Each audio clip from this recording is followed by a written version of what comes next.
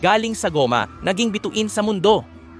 Si Elias Lintukan Jr., o mas kilala bilang Elias J., ay isang happy-go-lucky na 25 anyos na lalaki mula sa Magpet, Cotabato. Sumikat siya bigla dahil sa kanyang viral na sayaw at pagkanta na una niyang in-upload sa Facebook at ngayon ay nasa YouTube na rin. As of now, may 6.1 million followers na ang official Facebook page niya na tinatawag na Elias JTV. Ngayon, hindi lang siya nakaikot at nakapag-perform sa iba't ibang lugar sa Pilipinas, kundi may mga offers na rin siya na mag-show sa US. Si Elias Lintukan mula sa Magpet, Cotabato, na nagmula sa isang pamilyang simple.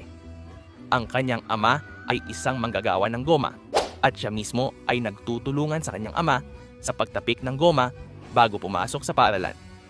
Naging tanyag si Elias matapos niyang mag-post ng mga video sa Facebook kung saan siya ay sumasayaw at kumakanta. Ang kanyang talento ay napansin ng marami at siya ay naging bahagi ng isang banda na tinatawag na Elias JTV Band. Ang kanilang musika ay may estilo ng reggae at street percussion na umani ng paghanga ng maraming tao. Ayon kay Elias, ang kanyang mga lolo at lola ang nagbigay sa kanya ng positibong pananaw sa buhay. Sila ang nagturo sa kanya na manatiling mapagpakumbaba at magalang sa iba. Ang kanyang ama, na mahilig kumanta habang nagtatrabaho, ay nagbigay inspirasyon sa kanya upang kumanta at tumugtog ng gitara. Sa ngayon, si Elias ay may mga plano na dalhin ang kanyang banda sa iba't ibang bahagi ng mundo.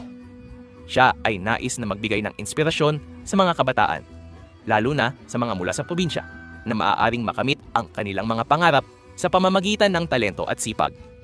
Bagaman siya ay tanyag na ngayon, si Elias ay nananatiling mapagpakumbaba.